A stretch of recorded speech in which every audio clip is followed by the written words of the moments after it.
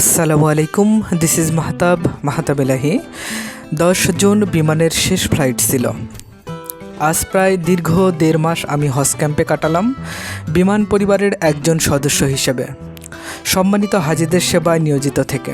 তো এই যে এতগুলো দিন হজ ক্যাম্পে কাটিয়ে যে বিষয়গুলো অনুধাবন করলাম, সেগুলো একজন নতুন হজ যাত্রী ও ওমরা যাত্রীর অবশ্যই জানা উচিত আমার মনে হয়। হজ ক্যাম্পে মূলত সম্মানিত হজ যাত্রীদের সেবা দেওয়া হয়। এখানে বাংলাদেশের জাতীয় পতাকাবাহী একমাত্র বিমান সংস্থা বাংলাদেশ বিমান এবং আরবের 2টি এয়ারলাইন্স সৌদিয়া এবং ফ্লাইনাস, এই 2টি এয়ারলাইন্স হজ যাত্রী পরিবহন করে থাকে। তবে সৌদিয়া এয়ারলাইন্স যাত্রী পরিবহন করলেও গ্রাউন্ড সাপোর্ট বাংলাদেশ বিমানই করে থাকে।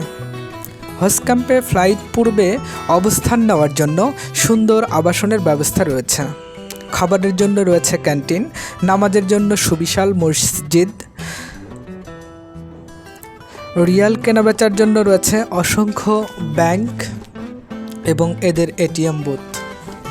এবারে রিয়ালের দর ছিল 31 টাকা 10 পয়সা। সার্বক্ষণিক নিরাপত্তার জন্য রয়েছে পুলিশ কন্ট্রোল রুম।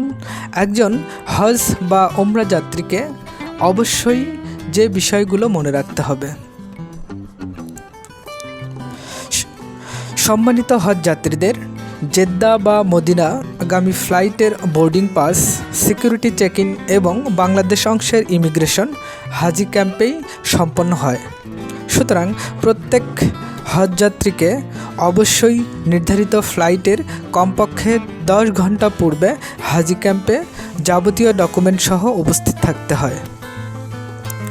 প্রত্যেক হজ যাত্রী ইকোনমি ক্লাসের জন্য চেক ব্যাগেজে 46 কেজি এবং হাত ব্যাগেজে সর্বোচ্চ 7 কেজি মালামাল বহন করতে পারেন। গোলাকৃতি বা গাইড জাতীয় চেকড ব্যাগেজ বিমানে পরিবহন করা যাবে না। তাছাড়া পাটের দড়ি দিয়ে বাঁধা ব্যাগ বা কাপড়ে মোড়ানো ব্যাগ বহনে সৌদি সরকার কর্তৃক নিষেধাজ্ঞা রয়েছে। বাংলাদেশ বিমান কর্তৃপক্ষ প্রত্যেক হজ যাত্রীকে ঢাকা, চট্টগ্রাম, সিলেট এ আগমনের পরে টোকেন প্রদর্শন সাপেক্ষে 5 লিটার জমজমের পানির ব্যবস্থা করে থাকে।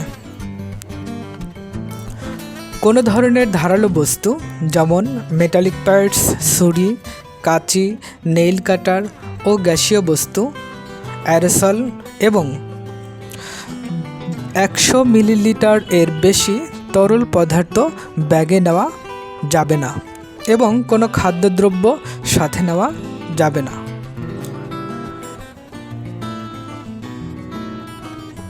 প্রত্যেক হজ যাত্রীকে বহনকৃত ব্যাগেজের ওপর নাম, ঠিকানা সম্বলিত স্টিকার লাগাতে হবে, যেখানে যাত্রীর নাম, জাতীয়তা, পাসপোর্ট নম্বর, এয়ারলাইন্সের নাম ও ফ্লাইট নম্বর ইংরেজিতে লিখতে হবে। ডাক্তারের প্রেসক্রিপশন সহ নিজের ব্যবহারের জন্য সীমিত পরিমাণে ঔষধ বহন করা যাবে। সম্মুখ কেবিনে আসন নেওয়ার জন্য একজন হজ যাত্রীকে $85 বা 9,945 টাকা খরচ করতে হবে। অনেকগুলো কথা বলে ফেললাম একজন হজ বা ওমরা যাত্রীকে, যা অবশ্যই জানা জরুরি। সকলের সুস্বাস্থ্য ও দীর্ঘায়ু কামনা করে আজকের মতো এখানেই শেষ করছি। ধন্যবাদ সবাইকে।